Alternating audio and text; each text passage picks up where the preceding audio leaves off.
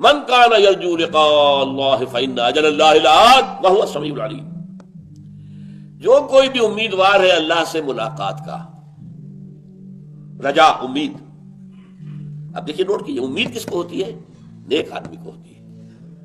اور بدکار کو تو خوف ہے کہ مجھے اللہ کے حضور میں کھڑا ہونا پڑے گا.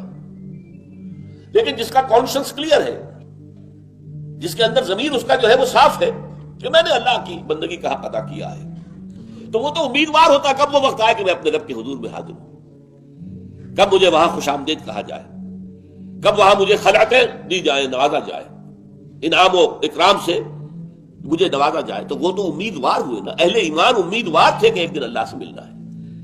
من کان یرجو لقاء اللہ فإن اجل اللہ لآت. وہ مطمئن رہے، یہ ری ایشورنس ہے کہ اللہ کا مقرر کردہ وقت، اجل کہتے ہیں مقرر شدہ وقت.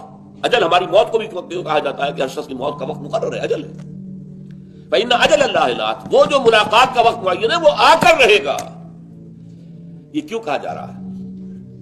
دیکھیے شیطان کو چھوٹ ہے، وہ وسوسہ اندازی کر سکتا ہے. جس وقت بلال سہ رہے ہیں، برداشت کر رہے ہیں، یا خباب علی الارض لیٹے ہوئے انگاروں کے اوپر جھیل رہے ہیں، برداشت کر رہے ہیں، پی رہے ہیں اندر ہی اندر، کڑوے گھونٹ کر رہے ہیں، شیطان آ کے کان میں پھونک مار سکتا ہے. کیا پتا آخرت ہوگی کہ نہیں.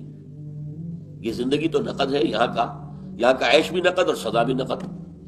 یہ آخرت تو ادھار ہے، پتہ نہیں ہوگی کہ نہیں ہوگی. یہ پتہ نہیں ہوگی کہ نہیں ہوگی. اگر یہ ہو گیا تو ساری استقامت ختم ہو جائے گی. پھر کس لیے کھڑے رہے، کس لیے جھیلے؟ کیوں نہ دنیا میں وہ روش اختیار کریں کہ اب تو آرام سے گزرتی ہے، آخرت کی خبر خدا جانے، پتہ نہیں ہونی بھی ہے کہ نہیں ہونی.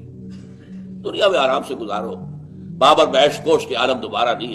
عیش کی فکر کرو جو بھی کر سکتے ہو، جس طرح سے بھی حاصل ہو، حلال سے ہو، حرام سے ہو، جائز سے ہو، ناجائز سے ہو، سچ سے ہو، جھوٹ سے ہو.